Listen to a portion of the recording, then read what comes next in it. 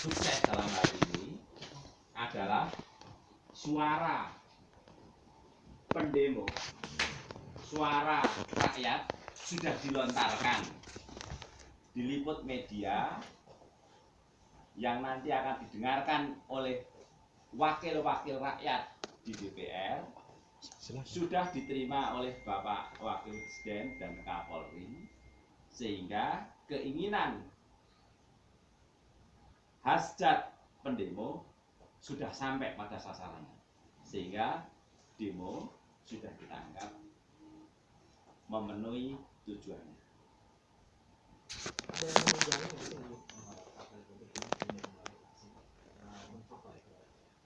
Nah, saya sebenarnya ingin membahas masalah yang lain, tunggang menunggang di dalam berpolitik. Sebenarnya saya malah buat statement stop demo, karena sebenarnya demo itu tidak perlu jika kita sudah punya wakil rakyat 560 wakil rakyat kita di DPR, hasil pemilu 2014 yang menghabiskan uang puluhan triliun, bisa ada data 16 triliun. Demikian juga semua para pendemo ini tadi juga sudah datang ke tempat TPS.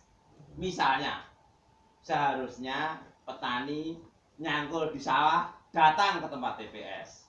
Harusnya kerja jadi sopir datang ke tempat TPS. Itu sudah mengeluarkan energi, sudah mewakilkan aspirasi dan gagasannya untuk diperjuangkan di Dewan Perwakilan Rakyat yang diwakili oleh 10 partai.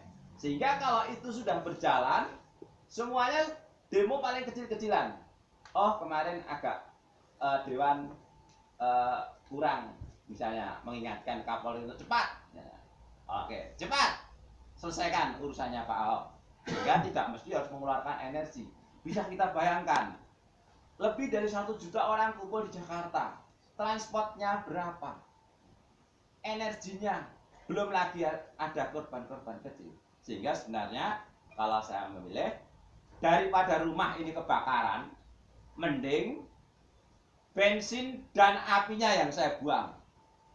Alias sebenarnya percayakan kepada wakil. Namun demikian, nah inilah, kalau kurang ya ada demo kecil-kecilan agar suara sampai. Artinya DPR yang sekarang ini tidak berfungsi untuk mengaspirasikan masyarakat gitu Pak. Nah, ini artinya masyarakat yang menilai Pak ya. Nanti kalau saya bilang, oh aspirasi rakyat tidak ketangkap DPR, nah, nanti saya dituntut. Namun demikian, ya inilah masyarakat yang menilai 10 partai yang sudah diwakilkan, 560 anggota kita di sana. Sebenarnya tiap dapil-dapil tinggal menuntut aja wakil-wakilnya. Hei, kenapa aku dulu sudah jauh-jauh dari gedung nyoblos? Kenapa suaraku tidak kau dengarkan? Kenapa suaraku tidak kau dengarkan? Tinggal dipanggil saja. Nanti aku tidak akan memilih kamu lagi. Lah, itu kira-kira. Maka saya jelas, kalau saya tidak sepaham dengan pendemo, saya tidak ikut demo. Saya orang demo, saya mending berdoa. Saya pergi ke Sunan Ampel, penghulunya para sunan. Artinya saya bersembahyang di Masjid Sunan Ampel dari ujung pagi sampai maghrib. Saya berdoa, ya Allah, semoga para pendemo tujuannya sampai. Dan kemudian praktis saya mending berdoa, ya Allah, semoga lahir partai yang kebetulan kami diamanahkan kepada kami, yaitu Partai Republik, agar berjaya dan berkuasa sehingga aspirasi rakyat akan kami perjuangkan.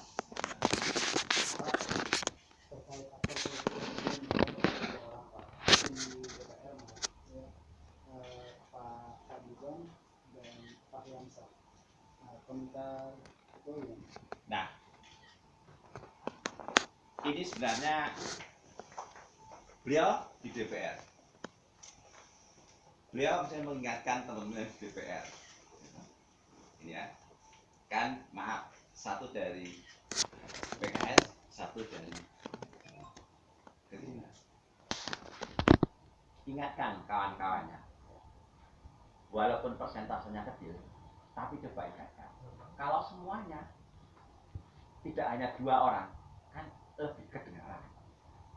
Itu sehingga kalau saya tidak ingin menyebut bahwa mestinya dia tinggal ngajak teman-temannya, ayo kita ingatkan, karena sebenarnya DPR bisa saja menyelesaikan urusan-urusan ini sehingga tidak sampai demo boleh, tapi mestinya kecil-kecilan. Karena kalau demo besar-besaran begini, ini berarti tuntutannya kan banyak sekali. Artinya bukan tuntutan jumlahnya banyak, mengeluarkan energi yang besar. Gimana dengan wakil-wakil kita?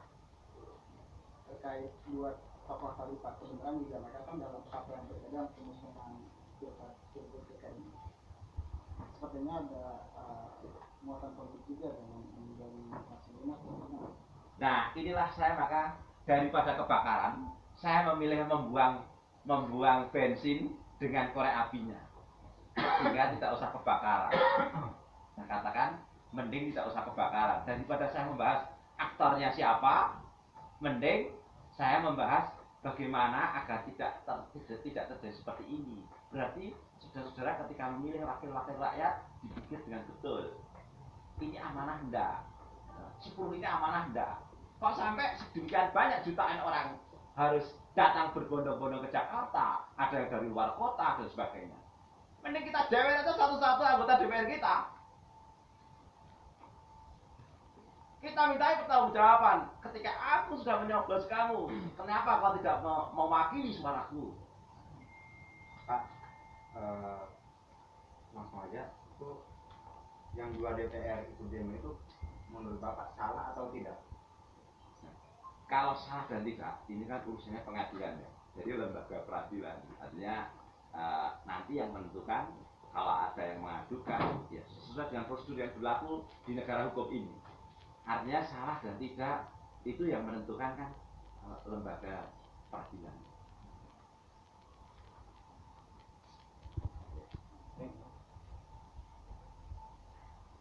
Terkait nanti ketika kasus Ahok ini tidak memuaskan tokoh-tokoh Islam, ya, ada rencana untuk turun kembali tanggal 26 November. Apa komentar dan saran Pak Herman? Kalau mereka mau turun atau tidak turun sebenarnya itu hak ya. Demo itu dilindungi undang-undang. Cuma saya berpesan apa itu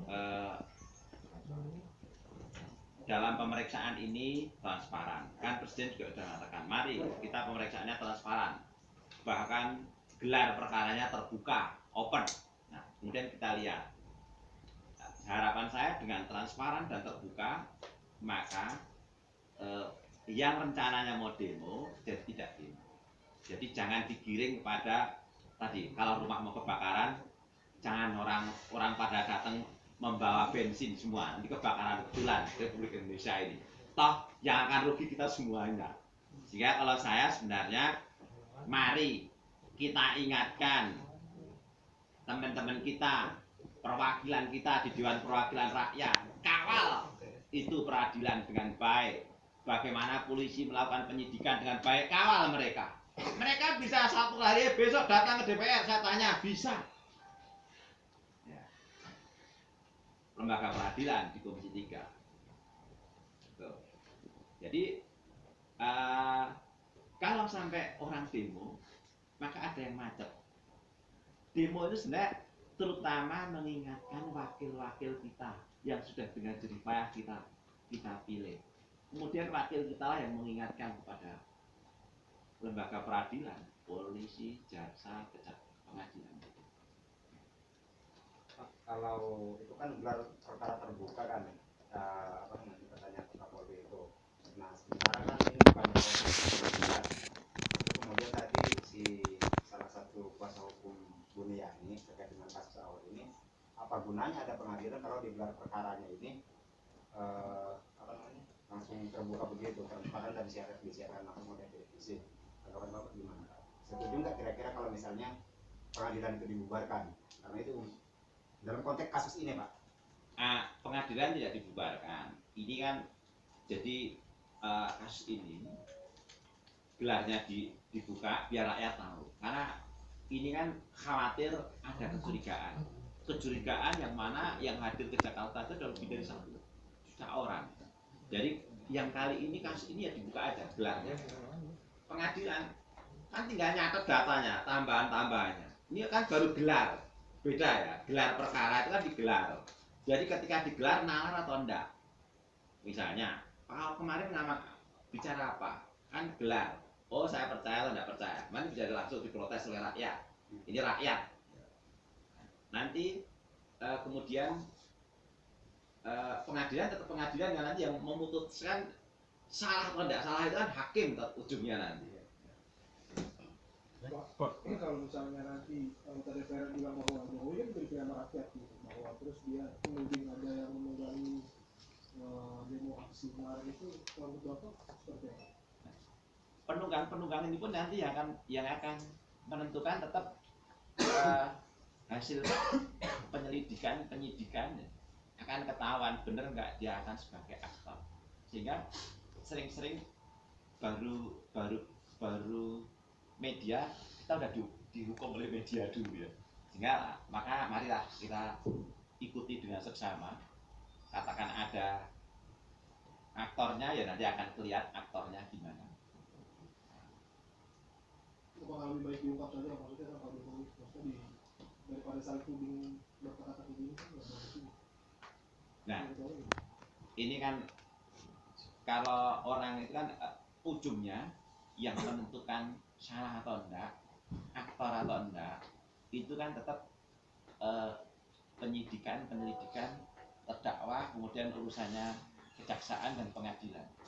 Jadi kita bersabar saja, namun dengan prosesnya yang transparan kita bisa melihat mana nanti yang oh ternyata ini rekayasa, kan rakyat jadi menilai.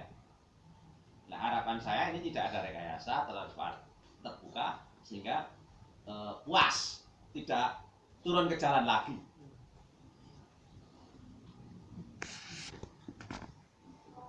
Jadi sikap dari partai politik sebaiknya seperti apa Pak?